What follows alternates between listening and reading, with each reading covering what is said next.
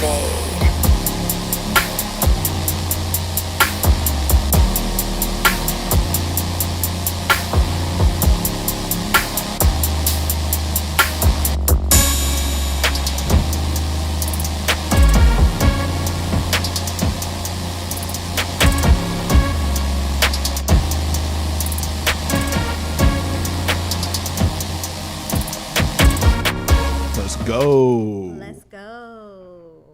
Are we live?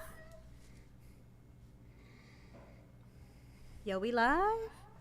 Oh, we live. Can you replay that song one more time? Let's do it one more time.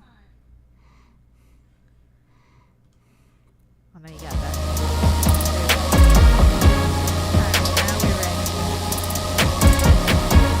Hey, y'all. It's your girl, Carolina Teagan. This is episode 0 of League of Her Own. Thank you guys for tuning in. It is July 27th, 2022, and I'm here at VODPOD Media Studios with my guy, radio husband and producer, Gylan Jackson, making sure everything is running smoother than olive oil on a baby's behind. I am so glad to be back. It has been a really long time since I've been on a podcast talking to you guys one-on-one, and I can't wait to get started. A lot of people have been asking me, where have I been? You know, and that is the hard part. I've been a lot of places. The last time I was on actual radio was at the San Antonio Sports Star. It was May 25th, 2022, about 2 months ago. And after that, my life just kind of spiraled out of control, you guys. Like, I don't know what to say other than my parents were in and out of surgery. My mom went to surgery. My dad had 2 surgeries in 1 month. I thought something was happening to my parents. I thought they weren't going to survive. I thought something, serious was happening. And come to find out, the reason why they were doing all these multiple surgeries was because they were trying to get their surgeries in before their deductible period was over for the entire year. So they were just trying to save some money. So I was really, really worried about them. But now my dad's doing a lot better. He's walking again. I'm really happy for him. And of course, also, I've been working on myself. I've been working out a lot lately, getting ready for River City Wrestling on September 11th, 2022. Not the best day per se because of 9/11, but it's definitely going to be a fun time. So if you guys want to check me out, I'll be ring announcing at River City Wrestling September 11th as well. And also, I've been doing a lot of things. Gylan, what else have I been up to? I mean, I talk to you damn near what else every day, have you been up to? Where have I been? I don't really know. Where have you been? Yeah. Been around the world and really just preparing for the podcast, taking care of your family. Mm-hmm. What happened with Cam? I think that'd be funny to tell. What happened to your floor? Oh my God, my son caved my floor in. He was jumping up and down. That's another thing too. I had to call an Uber here. My axle of my wheel broke off. I almost didn't make it to this podcast. My life has just been in shambles lately, if you just want me to be completely honest with you. I've been everything that could possibly happen. Oh, I got laid off from my real job. And then I got a new job. So every possible thing that could go wrong in someone's life, with my parents, with my job, with my kids, everything, with the exception of my son graduating, it's been a living hell. My life has been a nightmare. And then I sank into this depression, right, Gylan? I kind of sank into a depression. Don't you think, Gylan? I don't know if it was a depression. It was. I can't tell you what it was or what it wasn't. Okay, well, what was it? No, you were.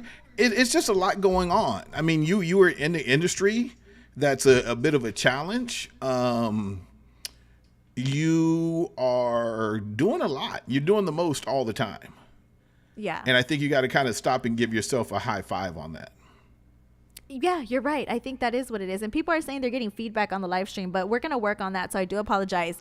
But let's get right into it. I really want to talk to you guys about the news. Obviously, this is a sports podcast. I want to talk about sports news. The first thing that we're going to get into today is Brittany Griner.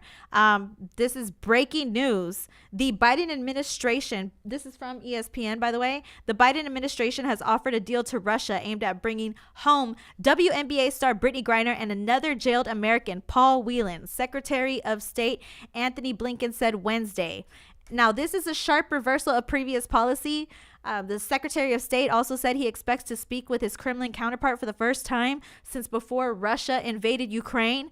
Blinken's comments mark the first time the U.S. government has publicly revealed any concrete action it has taken to secure the release of Griner, who was arrested on drug-related charges at a Moscow airport in February and testified Wednesday at her trial.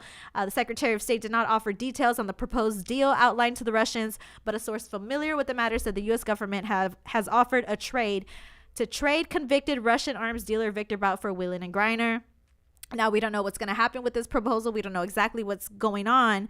But I did want to see, like, who is this Russian arms dealer?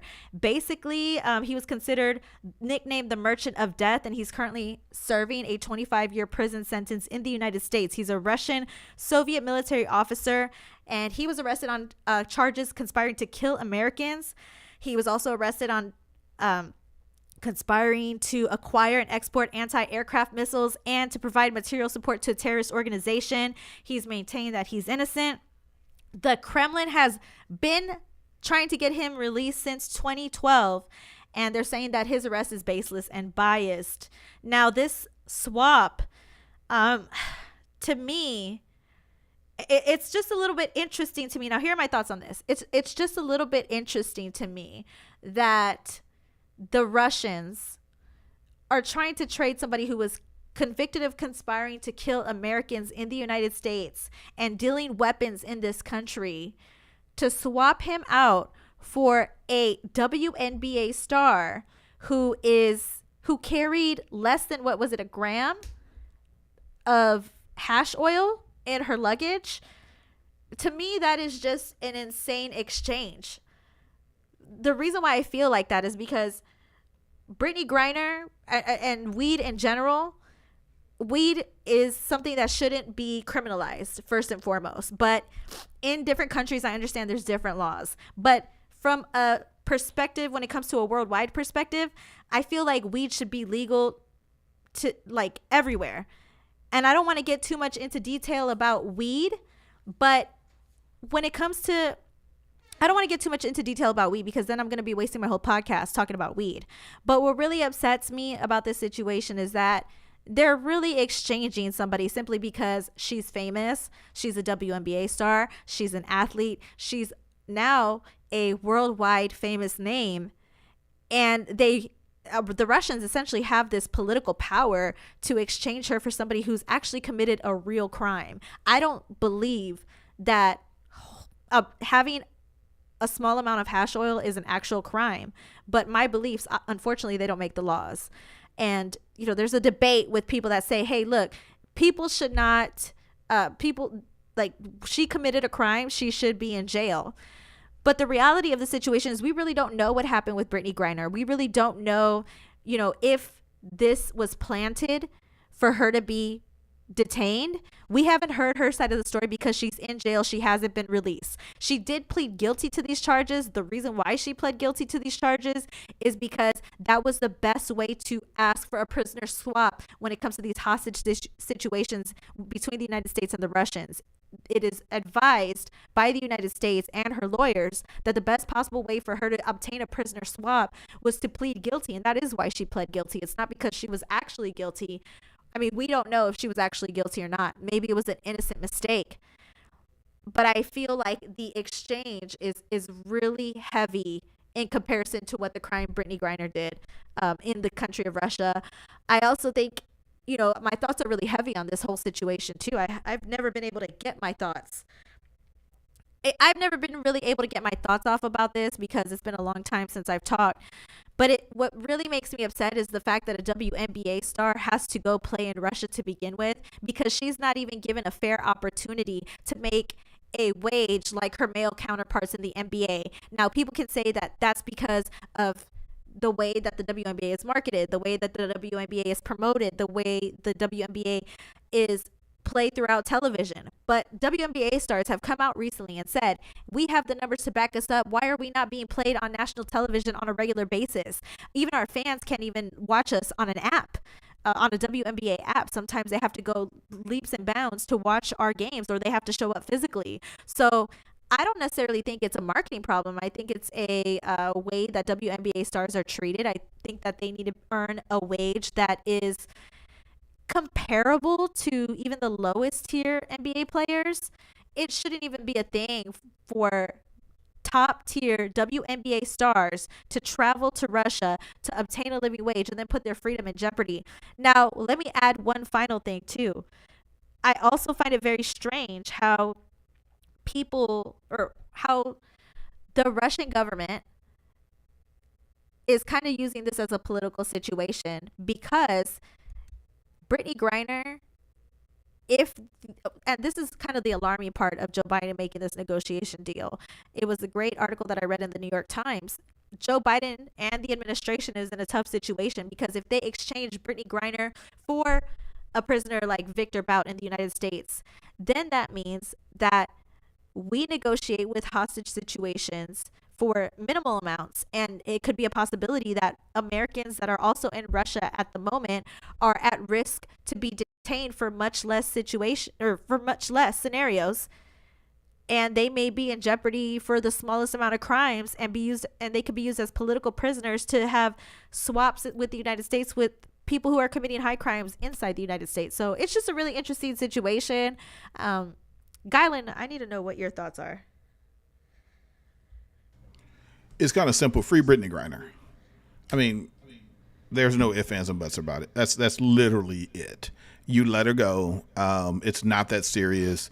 This is posturing by Russia. This is a little bitty man trying to act like he's bigger. It's not serious at all. I mean, it's serious that Brittany's was taken, basically hijacked for a little bit of hashish oil, but yeah, it's a joke. It is, and I agree.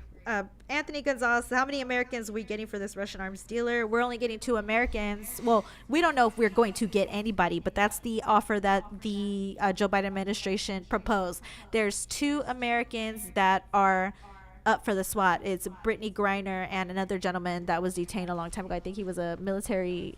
He was also involved with the American military as well. Now, my second topic that I want to talk about today is Greg Popovich. San Antonio Spurs, Greg Popovich. I wrote this article on forwardaccess.com. That's another thing that I've been up to as well. I forgot to mention. I've been also up to writing a lot more.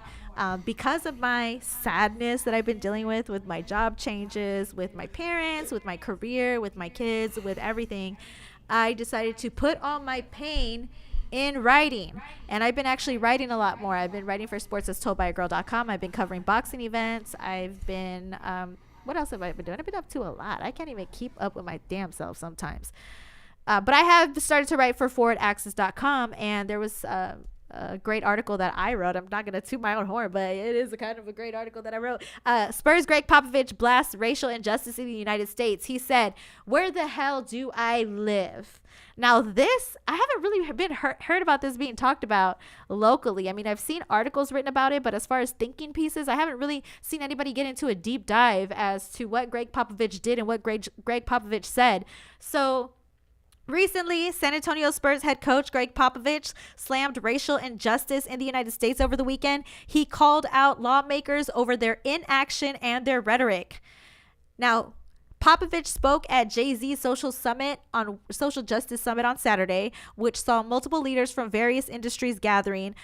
And the legendary coach spoke out against what he sees as multiple racial injustices in the United States. This is called the United States Justice Coalition. It was assembled by Team Rock, which is Jay-Z's coalition, to raise awareness about racial injustice and policy issues impacting people of color across America. Greg Popovich made these remarks while presenting an award to the Innocence Project co-founder Barry Scheck, honoring Scheck's efforts to organize a program that exonerates the wrongfully convicted. He said, "I live in Texas. It's a shit show," he said. "This is the country we live in. I don't have the answers, but it pisses me off. It hurts me. It confounds me. And I wonder, where the hell will I live? I live in a country I did not know exist. I knew there were racists in this country. I understand that, but I had no idea it was to this level, and that injustice and the seeking of power was so rampant that we are in the position that we're in now." Now, the event had multiple prominent appearances, including rapper Yo Gotti was there, Radio Hall of Famer Charlemagne the God was there, and Philadelphia 76ers Mike Rubin was there, civil rights attorney Ben Crump was there, and Martin Luther King Jr.'s daughter, Dr. Bernice A. King, was there as well. Gylan? Carolina. Yeah, you have something to say? No. Oh, okay. I saw your picture up. So, no, I got plenty to say. Oh yeah, I know you do. Actually, Lamont Roberts talking about the last piece was saying that he understands the situation with Brittany Griner, but we need to respect the laws of Russia. Well, with that said, don't we have to? And I think this is what Pop is talking about. Don't we have to respect the laws of the United States of America and really treat everybody equally, which we're not currently doing? And I think that's what the Justice Summit was all about. There's been, I want to say, over 300 people that have been wrongly convicted in prison right now.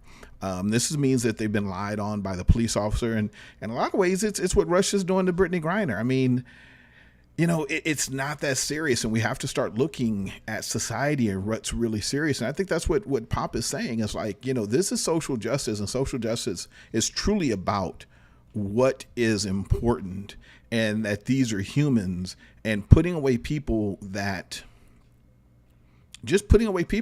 for the hell of it is ridiculous.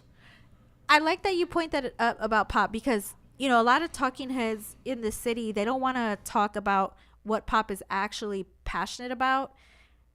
I feel like when you get the most out of Greg Popovich, I've been following the Spurs for a long time. I've been covering them for a long time.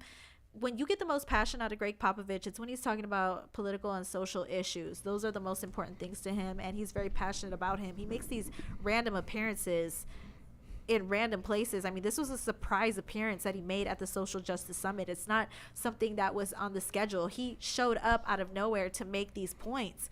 And he said, Pop says anything that's political, whether you agree with her or not, his words are powerful.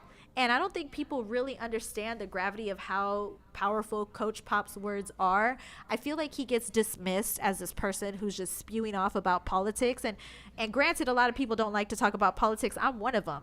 And so it's kind of alarming that my first two topics are about politics.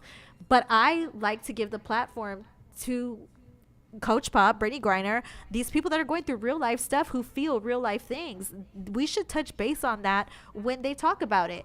I mean, because he has a point. I mean, he's there at an Innocence Project, and he is presenting an award to somebody who freed 375 people who were wrongly convicted of crimes. That's a lot of people in this country who have been wrongly convicted of crimes.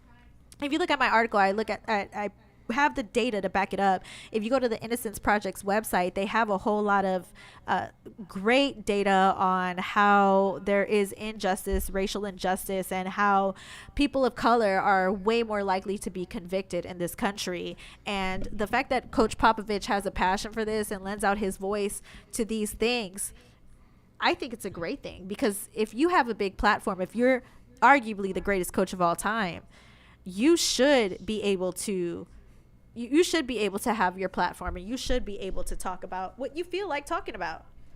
What do you think, Skyler? Yeah, Carolina, and not only you be able to talk what you want to talk about, Greg Popovich told people, don't tell anybody that I'm coming. Like, I think these things are very passionate to Pop, and it's not one of those things where they're like, oh, well, I'm a social justice warrior. But I'll tell you one thing about Greg Popovich. He is a all-around coach. From being a father figure to people, to being a brother, to being a grandfather, to being a social justice person, to be the winningest coach in NBA history, to having the best winning percentage. I mean, besides him and Steve Kerr, there's not too many more people like they're out there. I totally agree with you. And I know I'm going off topic a little bit, but Dejante Murray, who was recently traded to the Atlanta Hawks, he's a former San Antonio Spur. Oh, you really want to do this? Game. Huh?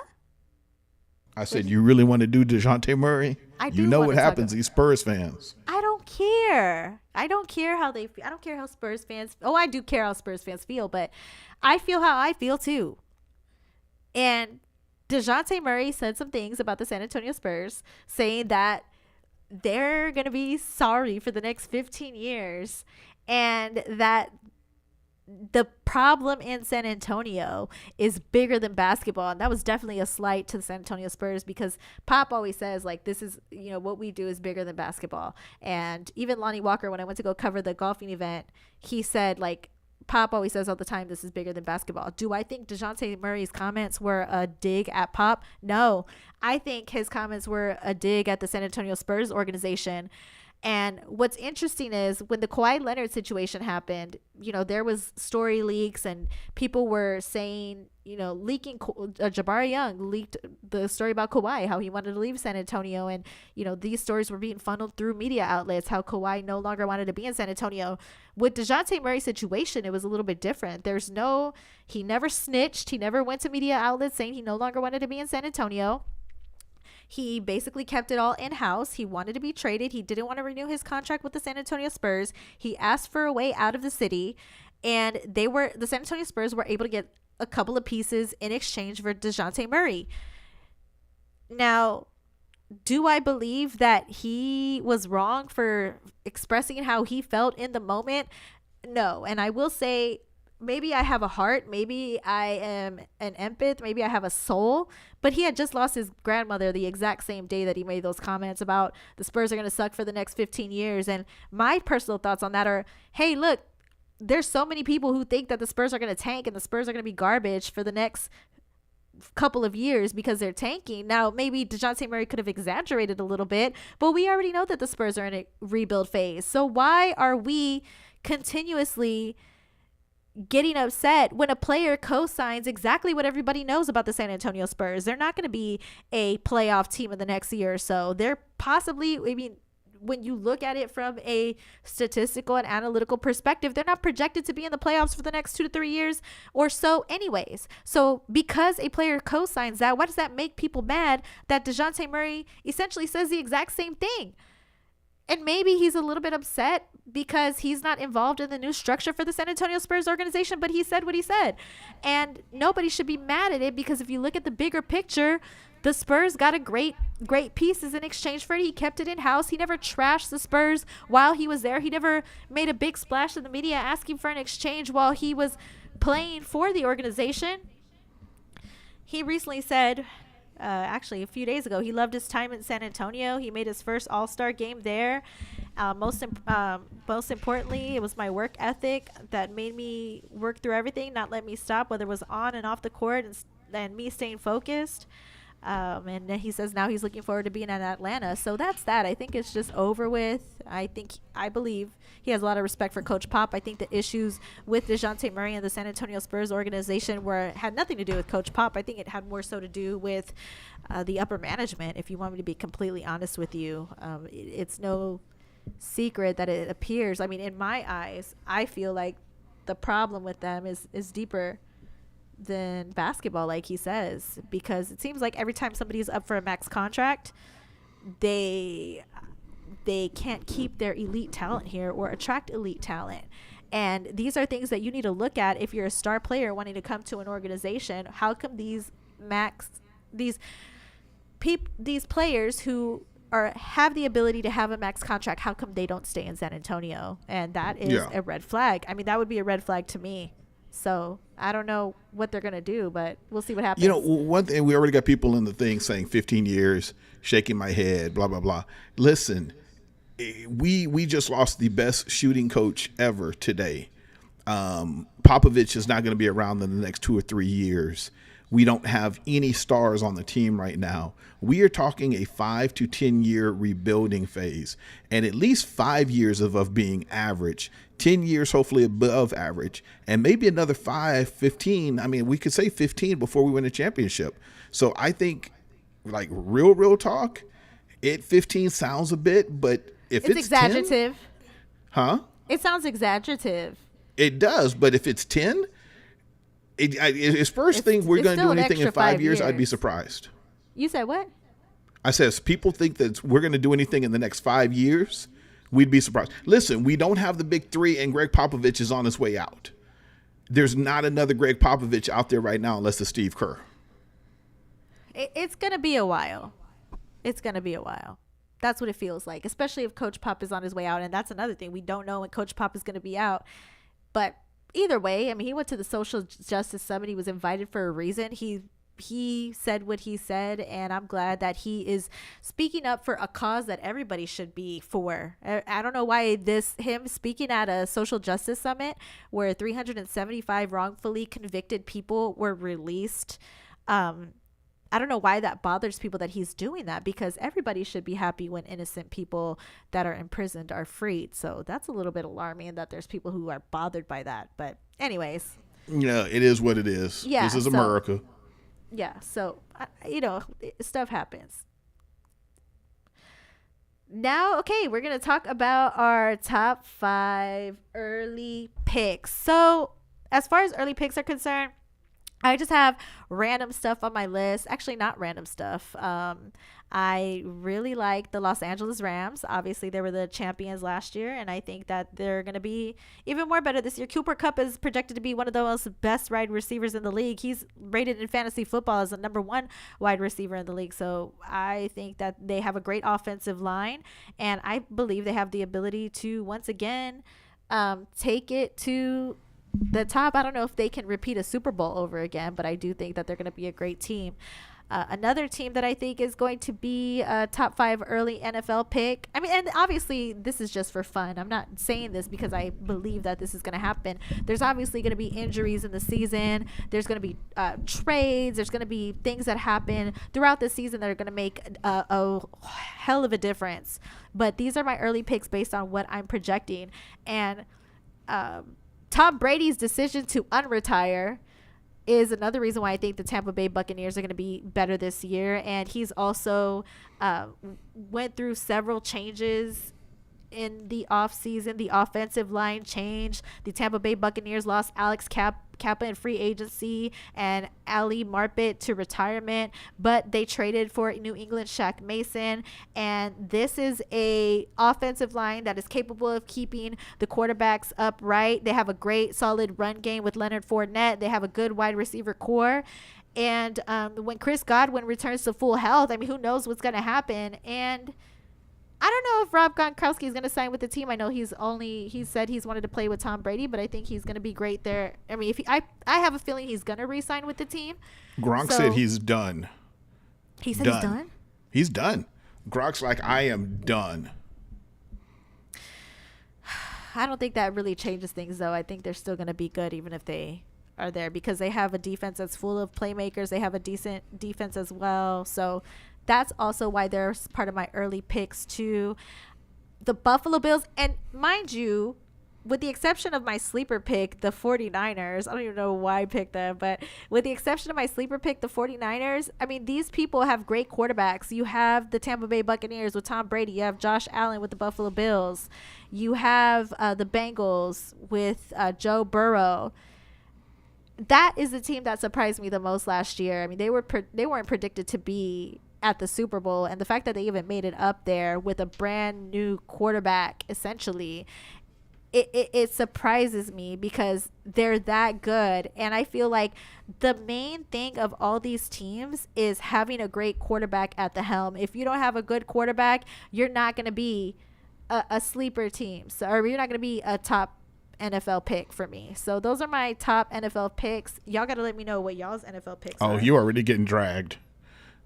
Okay, well, I don't care if I get dragged. Everybody's saying the Cowboys are Super Bowl bound. Aaron Rodgers is gonna be MVP. I mean, we hear this all the time. I know that's the same stuff. Yeah, that's the same stuff. Everybody says like that's what it is. Same stuff every year. Cowboys are Super Bowl bound. I don't think that's gonna happen. I think the Eagles actually have a better team right now for the NFC. What is it? The NFC East? I drank a. Yo, what are your Chicago Bears gonna do? Nothing. They're in a rebuild phase. They ain't gonna do nothing either. And their wide receiver core is trash. I mean, well, they have Darnell Mooney, but they really don't have much else to go about. So I mean, it is what it is. So all right, cool. I don't think the Bears are gonna be great. They have a crappy offensive line, but they're not really wanting to bank on who they have right now until next year in 2023, because they're gonna have over $100 million in cap space. Okay, I like it.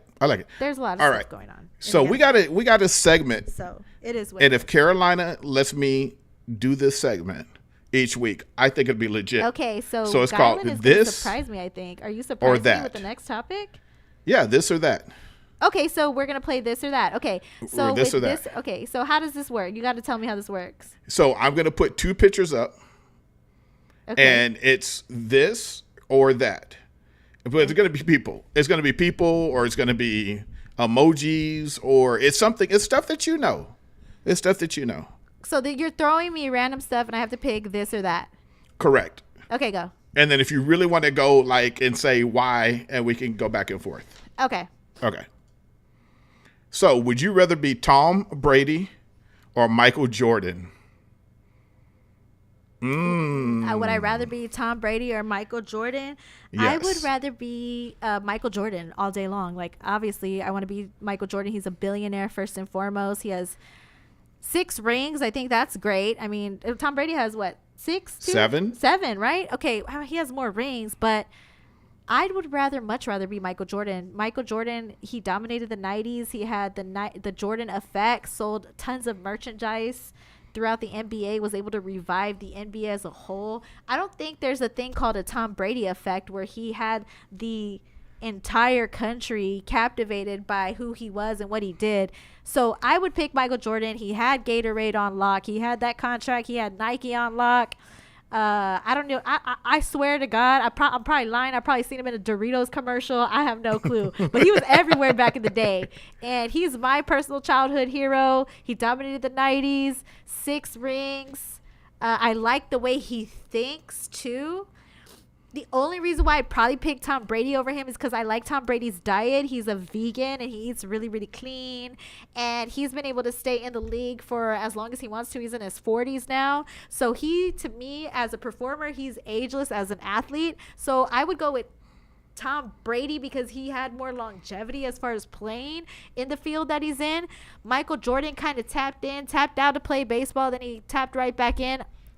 But I gotta go with Jordan. He had a bigger effect on me personally, so I would pick Michael Jordan. Hey, everybody in the crowd, they agree with you. So everybody's saying Jordan. So I don't know. I like Tom Brady's career too. I mean, you talk about 2 of the greatest players. However, I would say Jordan is a better athlete overall. Okay. So who would you pick? Like, who would you want to be? I think I'd want to be Tom Brady. Didn't they have a song like "I Want to Be Like Mike"? Back in the day, in the 90s? I don't know if that was a song. That was a song. It was a saying. It was a saying and a song. I'll have to look that up. It was a commercial. It's like, I want to be like Yeah, Mike. that's a commercial. But I want to be like Mike, for real. Okay, all right. I want to be like Mike. So you should want to be like Mike too. Be a victim to marketing tactics. I'd actually probably want to be LeBron. Why is that? Well, first of all, he's not even on this list. Okay, but why would you want to be LeBron? A billionaire in the league.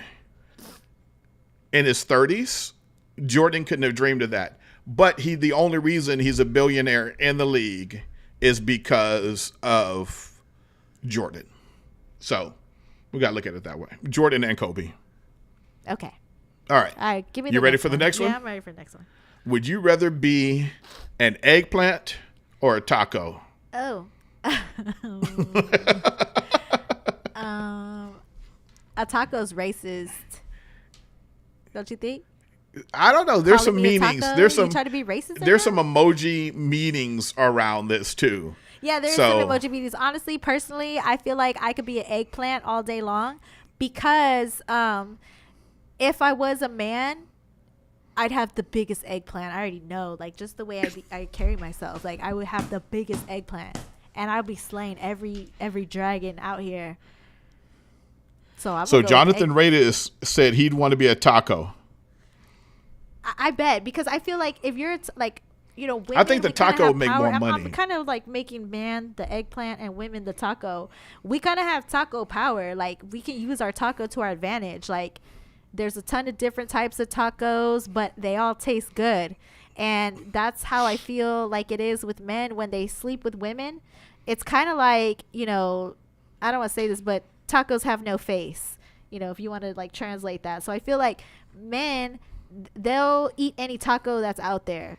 And with eggplants, it's harder for women because with eggplants, they're not the same size. Some are bigger, some are smaller, some are thinner, some are fatter. You got to really find the right eggplant for you.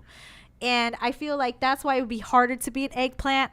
But I would be an eggplant because I know that my eggplant would be the best eggplant. I swear on my life. Like, I already know. Like, if I was a man, I would have the best eggplant. Just how I carry myself. Just how, I mean, I'm not to big myself up. I know I was talking about I was depressed earlier in the show and how I was going through all these things. But at the end of the day, like, I feel like I am who I am, and I have a great time being me. And I feel like my eggplant would be like the most dominant eggplant out there. Like, and none of y'all would have a chance. None of y'all would have a chance. I'll take all y'all's girls. I could probably take people's girls. Like, anyway, am I talking too much? Yeah, it's legit. It's legit. Like, okay, I would probably take people's girls. Like, so you want to be a taco? No, I have a taco right now, and I probably so take people's girls, like, straight up. Okay. Like people with eggplants, they be like trash talking me all the time. Like, they be running their mouth and stuff, and I'm like, you know what? Like, like, don't put me around your wife because I will really take her from you. Like, real talk, no cap. So I have a taco because OnlyFans, it would be off the chain. Okay, so one more to go. Okay.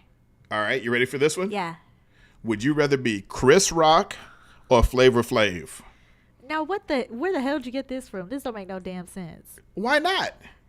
It doesn't have to make sense. They're not two comedians. It doesn't have to be two comedians. Can you please tell me, like, where in your mind did you come up with this? Like, where did you say, like, Chris Rock versus Flavor Flav? I don't know, because, like, Flavor Flav had this amazing rap career, and he's been the man. It's just like, which one would you rather be? I definitely do not want to be Flavor Flav. Okay. I would want to be Chris Rock. Oh, you know, he got slapped. Exactly. Yeah. But why wouldn't you want to be Flavor Flav? He had Flavor of Love, the reality talk show that he did. Because Chris Rock got money. I don't think Flavor Flav is rich as Chris Rock. I don't think, no. Yeah, no. I would say I want to be Chris Rock because he personally, he's one of my favorite comedians. He makes me laugh all the time. Okay. He's funny. He's witty, he's clever, he's smart. He got slapped, but I can look past that. Like, I wouldn't mind getting slapped by Will Smith, would you? I don't know. I'm still torn on that. I wouldn't mind getting slapped by Will Smith. I wouldn't. It wouldn't bother me because, I mean, first of all, like, me and Chris Rock, we not the same. Because if you cock back all the way from Afghanistan and you slap me across the face, I'm going to have to hit you back. Like, that's just who I am. Because ain't nobody going to punk me on live television. That's probably why Chris Rock is where he's at. You know, hosting the Oscars, and I'm here at VODPOD Media Studios recording a podcast because we not the same. You know, he knows how to hold himself together like a professional, and I probably don't. Flavor Flav, he had Flavor of Love, but I don't want to date. I just wouldn't want to date a whole bunch of people and give them clocks. Like, that just sounds boring to me. So I would go with Chris Rock. And I think Flavor Flav got a ton of kids too. And me personally, like, I already have 2 kids. Like, I'm not trying to have like over 7 kids. Like, I think Flavor Flav has like over 7 kids right now. I don't want to have over 7 kids. That's too much. See, it made sense, right? It's Chris Rock or it's Flavor Flav. Yeah, you're right. It's just fun.